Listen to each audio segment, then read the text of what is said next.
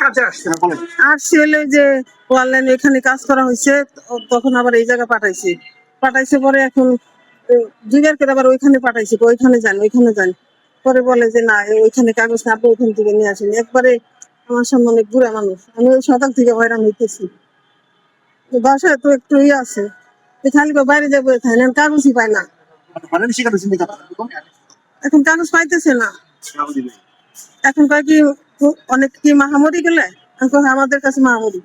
এই সকাল থেকে বয়ে রয়েছি, সকাল 10টায় থেকে কাজ করা হয়। কাজ এখন কাগজই পায় না বলে, কাগজ জমা দিছি, এখন কাগজই পায় না। এতে করে আপনি হয়রানি শিকার হচ্ছেন না? হয়রান নয়, সকাল থেকে মনে করেন বুড়া মানুষটা চলতে পারে না, আমারও সমস্যা। ওখানে প্রচুর পরিমাণ অনিয়ম আছে, যেগুলো আমাদের প্রাথমিক ইন্সপেকশনে আমাদের নজরে এসেছে। তার প্রথম পদক্ষেপ হিসেবে আমরা কাশিমপুর ইউনিয়ন ভূমি অফিস পরিদর্শন করি। সেখানে যাবার পরে আমরা যা দেখতে পেলাম সেটি হচ্ছে ওই অফিসে যারা আছেন তারা আমাদের কাছে মনে হয়েছে তারা কাজের জন্য উপযুক্ত নয়, এবং যার কারণেই তারা যে কাজগুলো করছে সেগুলো আসলে প্রকৃত নিয়ম মেনেই করছে না। এবং অসংখ্য বাইরের লোকজন সেখানে আছেন, অসংখ্য সেবা প্রার্থী আছেন, এবং এই মানুষগুলোর অনেক অভিযোগও আছে। এই অভিযোগের ভিত্তিতে আমরা অনেকগুলো বিষয়ে কাগজপত্র কেসগুলো স্টাডি করলাম, পরীক্ষা নিরীক্ষা করলাম, এবং তহসিলদার যিনি আছেন তার কাছে এগুলার ব্যাখ্যা চাইলাম, তিনি কোনো ব্যাখ্যা দিতে পারেননি। আমরা যে কাগজগুলো চেয়েছি সে সকল কাগজের তিনি উপস্থাপন করতে পারেননি, এবং নামজারির যে সফটওয়্যারের মাধ্যমে সম্পাদিত হয় সেই সফটওয়্যারটি তিনি আমাদেরকে দেখাতে পারেননি। অর্থাৎ রেজিস্টার 9 যেটি আছে সেটি আগে ছিল হার্ড কপি, এখন সেটি হয়ে গেছে অনলাইন। এই অনলাইনের মাধ্যমে যে কাজটি সম্পাদন করা হয় সেটি আসলে উনি নিজে করেন না। আমাদের কাছে মনে হচ্ছে এটা একটি অ্যাবসার্ড বিষয়। এই কাজটি করেন বাইরের লোক দিয়ে এই কাজ কখনোই সম্ভব নয়। এটি মানুষের জীবন এবং জীবিকার সাথে রিলেটেড একটি বিষয়। মানুষের সবচাইতে দামি জিনিস জায়গা জমি সম্পত্তি, যেগুলো ওনাকে নিজেকেই করতে হবে, এবং রাষ্ট্র ওনাকে বেতন দেয়, রাষ্ট্র ওনাকে বেতন বোনাস সুযোগ সুবিধা যা যা আছে সব কিছুই, এবং রাষ্ট্র ওনাকে একটা পদ দিয়েছে, সেই পদের দাবি হচ্ছে এই কাজটি উনি নিজে করবেন। তিনি যখন অন্যকে দিয়ে করান সেটি অনিয়ম। যার কারণে ওখানে যারা আছেন তারা কেউই আমাদেরকে প্রপারলি দেখাতে পারেনি। 2 জনকে অনুপস্থিত পেয়েছি, এবং যাদেরকে উপস্থিত পেয়েছি তারাও কাজের প্রপার হিসাব নিকাশ আমাদেরকে দিতে পারেনি।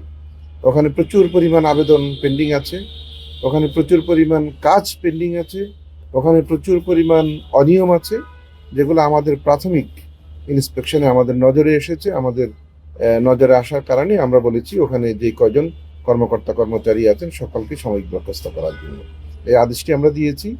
আমরা এরপরে পরীক্ষা নিরীক্ষা করে দেখব তাদের যে প্রাথমিক তদন্তে বা প্রাথমিক পর্যবেক্ষণে যেটি আমাদের কাছে গুরুতর অভিযোগ মনে হয়েছে সেটি সত্যি কিনা।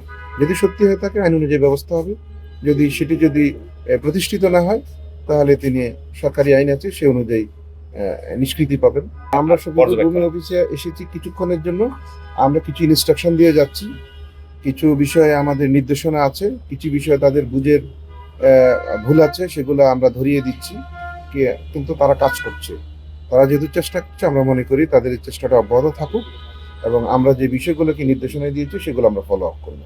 বাহিরে থেকে আবেদন করার তো সুযোগ নেই, এখন তো ভূমি সেবা কেন্দ্র আছে, সেই ভূমি সেবা কেন্দ্রগুলোতে গেলেই তো আপনার তারা আবেদন করতে পারছেন। সে আবেদনগুলো সরাসরি ওনাদের কাছে চলে আসেন, অ্যাসিলেন্ট সাহেবের কাছে যান, অ্যাসিলেন্ট সাহেব তহসিল অফিসে পাঠান, তহসিলদার সাহেব সেটা দেখেন, পরীক্ষা নিরীক্ষা করে সেটি যদি অনুমোদনের প্রস্তাব দেওয়ার মতো থাকে প্রস্তাব দেবেন, যদি অনুমোদনের প্রস্তাব দেওয়ার মতো না হয় তিনি দেবেন না প্রস্তাবটি, এবং সেই আলোকেই যথাযথ কারণ এবং উপযুক্ত বিষয়াদি উল্লেখ করেই তিনি বলবেন যে এটা প্রস্তাব দেওয়া গেল না। আপনার অনলাইন আবেদন করছি, আবেদন করার পরে এখানে যে কাগজ দেখাইতে হয় কাগজ দেখাইছি, দেখানোর পরে এরা আমার খাজনাটা নিতেছে না, খারিজ টারিজ সবকিছু আমার না।